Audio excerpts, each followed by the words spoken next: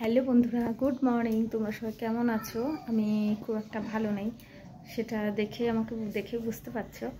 তো যাই হোক, আমাদের অসৌচ হয়েছে, মানে আমার এক জা মারা গেছে। তো ওই জন্যে কিন্তু মাথা আঁচড়াতে নেই, সিঁদুর পরতে নেই, তেল মাথা দিতে নেই, অনেক খাওয়ার নিয়ম আছে। তো যাই হোক, এই অবস্থা আমাদের এখন। ওই জন্য মানে ভিডিও করতেও কেমন লাগছে, মাথাটা তো অগোছালো। তো যাই হোক, তোমাদের সঙ্গে সব কিছু শেয়ার করি, তো ওই জন্য। তো আজকে রান্নাবান্না হয়ে গেছে কিন্তু। তো চলো, কি রান্নাবান্না হয়েছে সেটা তোমাদের দেখিয়ে দিই। আর এখন তো হলুদ ছাড়া, তেল ছাড়া রান্নাবান্না, তো কেমনই বা হবে। তো চলো, তাও তোমাদের একবার দেখিয়ে দিই। তো দেখো, এখানে করেছি আলু ভাজা। এটা কিন্তু তেল ছাড়া, সাদা তেলে হয়েছে, আর হলুদ ছাড়া। আর এখানে দেখো সবজি করে নিয়েছি একটা, তো সব হলুদ ছাড়া সবজি হয়েছে। আর এখানে দেখো ডাল করেছি, আর এখানে ভেন্ডি ভাজা আর কুমড়ো ভাজা, আর ভাতের মধ্যে আলু সিদ্ধ দিয়ে নিয়েছি। তো এই আজকে রান্না বান্না হয়েছে। তো দেখো বন্ধুরা, আমি রান্না বান্না কমপ্লিট করে আবার চলে এসেছি ঘর ঝাড়ার জন্য। কারণ কি বলতো, এটা তো অপমৃত্যু, তো এটা 3 দিনের কাজ, তো টাইমটা কিন্তু খুবই কম। তো এর মধ্যে কিন্তু সমস্ত কিছু ঝাড়াঝুড়ি কাছাকাছি কমপ্লিট করতে হবে। তো ওই জন্য রান্নাবান্না কমপ্লিট করে তোমাদের দাদা ভাই, শ্বশুরমশাই, তারপর আমার ননদও এসেছিলো।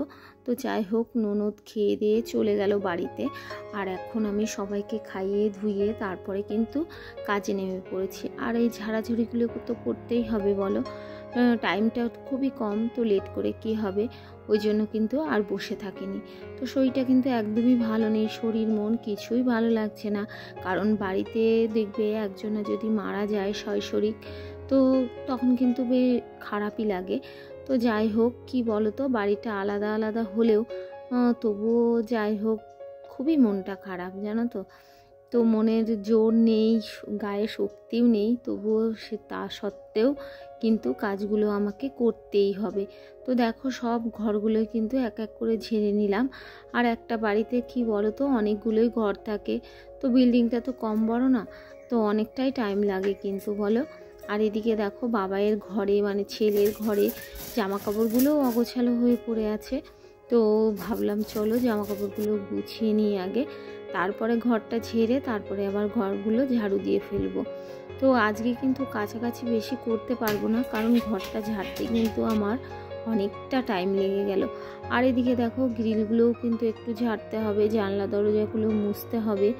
তো একটা মেয়ের দেখো, কেউ মরে গেলে কিংবা কেউ জন্ম নিলে তো আমাদের মোটামুটি 15 দিন অশৌচ পালন করতে হয়। তো মেয়েদের কিন্তু প্রচুর কাজ বেড়ে যায় বলো। তো সেইগুলো নিয়ম কানুন পালন করা সবই কিন্তু মেয়েদেরই করতে হয়। তো কি করা যাবে বলো, চলে আসছে এটা। তো যাই হোক, যেটুকু আজকে পারবো সেটুকুই কিন্তু করব, কারণ বেশি করতে গেলেই কিন্তু শরীরটা খারাপ হয়ে যাবে। তো দেখো, এই জানলাগুলো আমি একটু একটু করে ধুলো পড়েছে, হালকা মুছে নেব। তো জানলা দরজা দেখবে মাঝে মাঝে মুছে ফেললে কিন্তু অতটা নোংরা পড়ে না, আর কষ্টটাও কিন্তু কম হয়। তো দেখো, এটা ছেলের ঘরে পরিষ্কার করছি, তারপরে কিন্তু আবার আমাদের ঘর আছে, শ্বশুরমশাইয়ের ঘর আছে। তো যাই হোক, সব টুকটুক করে নিতে হবে, কি করা যাবে বলো। এদিকে যারও দেখো, ছেলে কিন্তু বই খাতাগুলো রেখে চলে গেছে। তো ছেলে পড়াশোনা করে, তো ও কিন্তু টাইম পেয়ে ওঠে না যে একটু গুছিয়ে টুছিয়ে রাখবে। তো আমাকেই কিন্তু এই গুছিয়ে রাখার কাজটা করতে হয়। তো বাড়িতে কিন্তু সবগুলো মেম্বারই পুরুষ, আমি একমাত্র মেয়ে। তো যাই হোক, সমস্ত কিছু কিন্তু আমাকেই মেনটেন করতে হয়। তো দেখো, আমার কিন্তু ঘরের ঝুলগুলো মোটামুটি ঝাড়া কমপ্লিট হয়ে গেছে। তো এবার সব ঘরগুলো কিন্তু আমি ঝাড় দিয়ে নেব। আর যা কাচাকুচি আছে কালকে করব জানো তো। আজকে এগুলো করতেই কিন্তু আমার অনেকটা বেলা হয়ে যাবে। তাই ভাবি, মানুষের কার যে কখন ডাক চলে আসে কেউ বলতে পারবে না বলো। তো ওই জন্যই কিন্তু মনটা খারাপ। দেখো, এই ঘরের বেড কভারটাও তুলে ফেলবো, কারণ সব কাচতে হবে কিন্তু জানো তো। তো এগুলো হয়, মরে গেলে সব কাছাকাছি ঝাড়াঝাড়ি কাজগুলো চলতেই থাকে, এটা নিয়ম। তো এটা তুলে ফেলবো, তুলে আবার নতুন করে একটা বেড কভার পাততে হবে, বালিশের কভারগুলো সব কাচতে হবে, সব খুলতে হবে। মানে একজনা মারা গেলে কিংবা একজনের জন্ম নিলে প্রচুর কাজ বেড়ে যায় কিন্তু। তো চলো বেড কভারটা তুলে ফেলি, তুলে ভিজিয়ে দিই। আজকে একটু ঝাড়াঝাড়ি করে নিলাম, তো কালকে বেশিটা কাচবো, আজকে অল্প করে কাচবো। তো চলো, তো দেখো এর মধ্যে ভিজিয়ে দিয়েছি কিছু জামা কাপড় আর ভিজিয়ে দিচ্ছে এগুলো। বললাম না আজকে অল্প করে কাচবো, কারণ একদিনে ঝাড়াঝাড়ি কাছাকাছি অসম্ভবই হয়ে যায়। তো ভেজানো থাক এর মধ্যে। দেখো কাজ করছিলাম, কাজ করতে করতে মাম্মাম এবার খিদে পেয়ে গেছে। এই দেখো মাম্মাম খিদে পেয়ে গেছে, ও কি খাবে কি খাবে। এই দেখো কি করবো, ম্যাগি করছে। শুধু শুধু করে দিই, শুধু শুধু একটু লবণ দিয়েও খেয়ে নেয় ও। তো করে দিই, খিদে পেয়েছে, বাচ্চা মেয়ে তো, আর ওইসব নিরামিষ খেতে পারছে না। তো শুধু শুধু একটু লবণ দিয়ে করে দিই ম্যাগিটা। দাও, দেখো কি অবস্থা, পড়ে যাচ্ছে, কথা শোনে না, দেখেছো? কথা একটুও শোনে না। প্রচুর কাজ বাকি আমার এখনো, জানো। দাও দাও আমাকে দাও।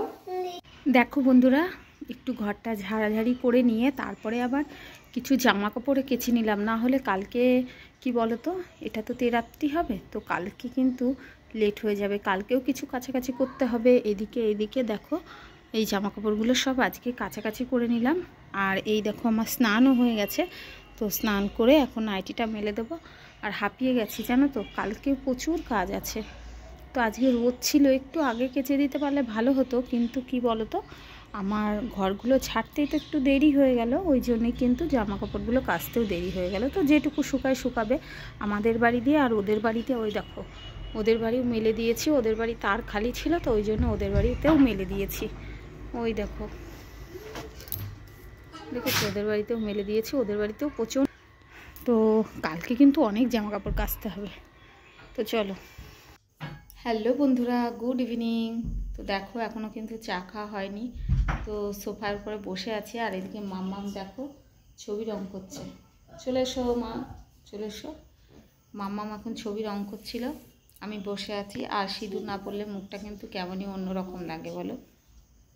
তো কিছুই তো করার নেই বলো, কিছুই করার নেই, যেহেতু অসুখ সিঁদুর পরা যাবে না, তো ভালো লাগছে না জানো তো। তো এখন একটু চা করে খাবো, আর মাম্মামকে পড়তে বসাতে হবে। মাম্মামের তো পরীক্ষা সামনে চলে এসেছে, তো মাম্মাম এখন ছবি আঁকছিল, এই দেখো খাতা নিয়ে। ও যেটা মনে হচ্ছিল সেটাই বসে বসে করছে। আর ছেলে গেছে পড়তে, তোমাদের দাদাভাই আনতে গেছে, তো এখনও আসেনি, আসুক, আসলে পরে সবাই একসঙ্গে মিলে চা খাওয়া হবে। মাম্মাম চলে এসো। এই দেখো মাম্মাম, এই দেখো, এই দেখো মাম্মাম, এই যে দেখেছো মাম্মাম কি করছে, দুষ্টুমি করছে। তো চলো চা করে খাই, ভালো লাগছে না, একটু শুয়েছিলাম, একটু ঘুম মতো এসেছিলো, তো শুয়েছিলাম একটু। তো চলো। এদিকে দেখো বন্ধুরা, মাম্মামের কিন্তু পড়া হয়ে গেছে, তো এখন খেলা করছে। তো চলো ভিডিওটা আর বড় করব না। যদি তোমাদের ভালো লাগে লাইক কমেন্ট শেয়ার করে আমার পাশে থেকো, সাবস্ক্রাইব করে দিও। চলো টাটা, গুড নাইট।